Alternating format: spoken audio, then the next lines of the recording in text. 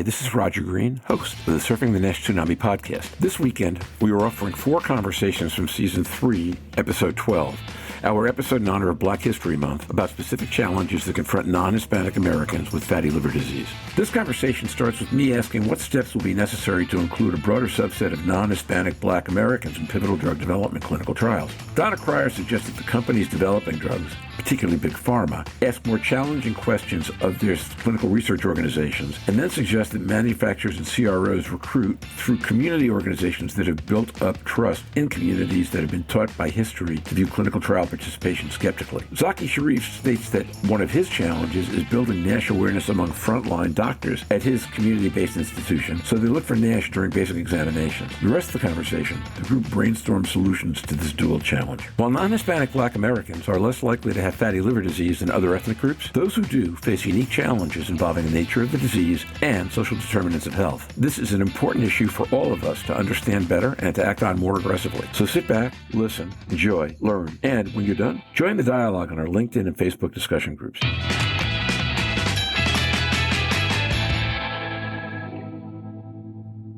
Ani Kardashian. Echoing what everybody said and what Donna has said so eloquently, in some ways we don't know what we don't know about African Americans in NASH and NAFLD because we're just not including them in our clinical trials. And a lot of the data we have on disparities is in population-based studies like the NHANES or the nationwide inpatient sample, and not in clinical trials, not in intervention studies where we could actually start evaluating the impact of medications and access to care on outcomes. So I'm just going to echo what everyone else has said about how important it is that we prioritize different racial and ethnic groups in our clinical studies moving forward. That sounds reasonably unanimous, actually.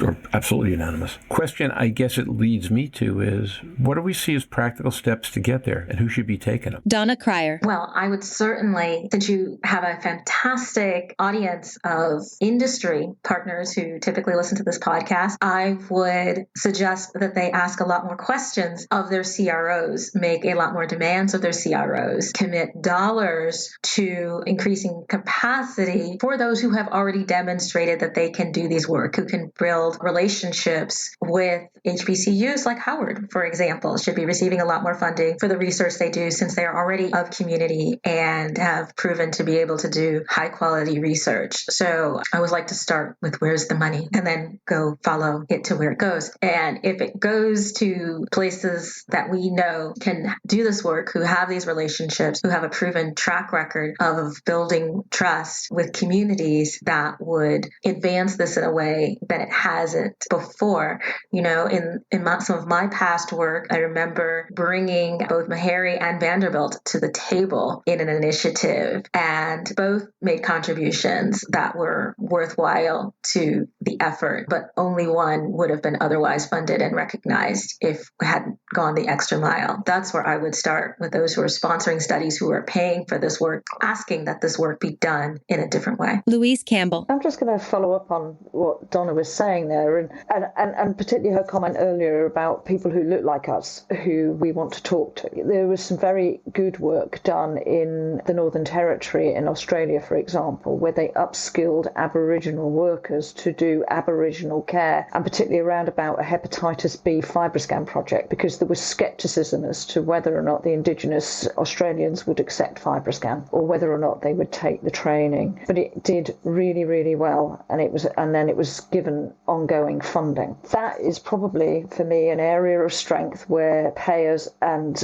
certainly the funders can look to target, to upskill nurses within the demographic of the ethnicities that we're trying to target, because it is a strength that they've got. It's about promoting. It also draws me to the Jade Ribbon, which is Southeast Asians driving hepatitis B awareness in their own communities. So you can help drive the awareness within the community that's affected greatest to drive their own motivation in healthcare and get into studies and fight to be part of that, because we all have to fight to be part of it if we want to be there. I'd echo exactly what Donna's saying on that, and getting out there and building the strength in the ethnicity populations that we're particularly targeting in those areas, whether it's Hispanic, whether it's Indigenous Australians, whether or not it's African Americans. The communities themselves can be strengthened. We have lots of healthcare practitioners from all of those communities that are affected. So using those strengths and using that training screening is a great resource that we've got. Stephen Harrison. Yeah, let me ask Donna this. International NASH Day. How do we target disparities in healthcare and this particular issue on NASH Day? I think International NASH Day is a fantastic platform to get people's attention on everything important about NASH, and this certainly is. I know one of the ways that we will do that is in a panel that we're doing in collaboration with the Association of Black Gastroenterologists and Hepatologists, speaking directly to this issue. But we still have a few tweaks to the planning that I'd be happy to have your thinking about. One aspect of International NASH Day in 2022 that we are shifting on, with fingers crossed that the COVID environment will allow us. This year will certainly be hybrid, and we are working with our many, many community partners inside the U.S. and outside to see where they can collaborate more closely with their communities to do the type of need assessments and build the type of relationships that we are hoping that education and screening and a lot of other things can bloom from, to our earlier conversation. But happy to talk more as we lock in the program for 2022. I think that'd be great. And then maybe for Dr. Sharif, you guys do a ton of colon cancer screening, I'm sure, at Howard in this population. Any thought given to prospectively evaluating the patient's livers when they come in for routine colon cancer screening? You have a population that's already there wanting to learn their colon health. So, FibroScan or blood-based biomarkers, some sort of non-invasive assessment. Yeah, you see, the problem we have, Zaki Sharif. even among the physicians on our staff, is that even the awareness of NASH and NAFLD is so low. Even during routine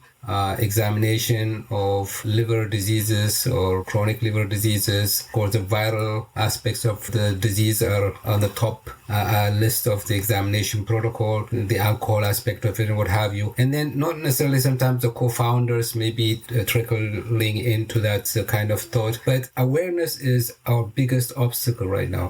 Physicians do not really give it a high kind of visibility. And that also, we have to go down to the community and also create awareness. Like Donna was saying, this NASH Day may really impact a lot of the community members if they are made aware of that. More than the colorectal cancer screening, to answer your question, Dr. Harrison, is that I did a bariatric study looking at those, because we have a wellness institute at the hospital, Wellness and Weight Reduction Institute is what it's called, I believe. And these bariatric patients that are coming in their 40s, well-to-do, especially about 80% or so of them are women.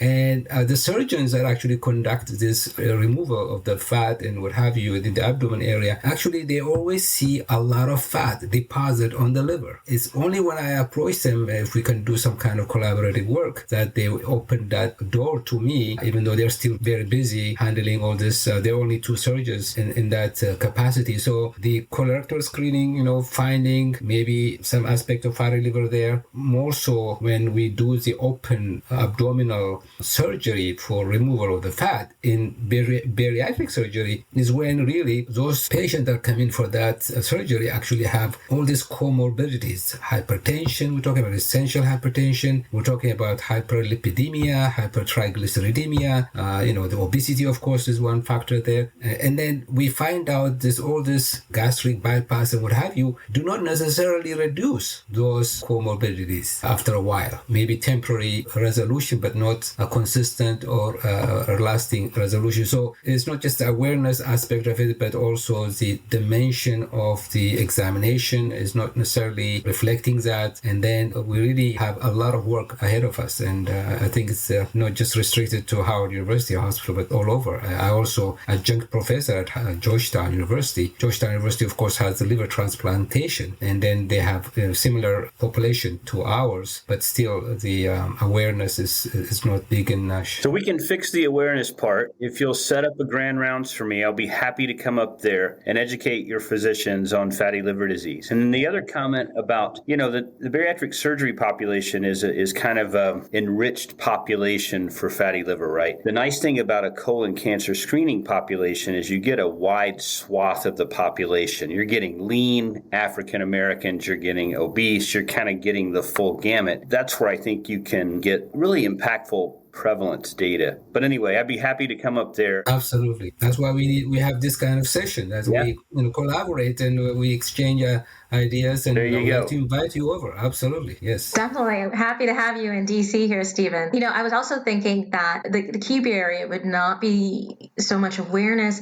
but hospital throughput and adding time to the colonoscopy. And I have one scheduled on Friday, so I'm very, very mindful of it. And from a patient point of view, I don't think you'd mind. We're woozy. We haven't eaten. We don't care what you do. And so doing a quick fiber scan would be no problem. But I'm also on the hospital board. And so as I look through our throughput numbers for outpatient surgery, I think that's where you get the pushback. And so I think if we can design the study and figure out how to be as efficient as possible, maybe as part of, the patients are waiting or, something like that. I think it's an intriguing idea, because I was going to talk about the studies that had done liver biopsies in patients being prepared for bariatric surgery. And I certainly think that non-invasive testing of the liver for every bariatric surgery candidate should be just baked into the process. But I do love the evening effects of the colonoscopy. But if we can get the throughput right, then I think that we can have a winner. So we're rolling through the bottom of the hour. I want to ask Ani a question first, and then I think we go to the last question. And so, Ani, sitting in Los Angeles County Hospital, right?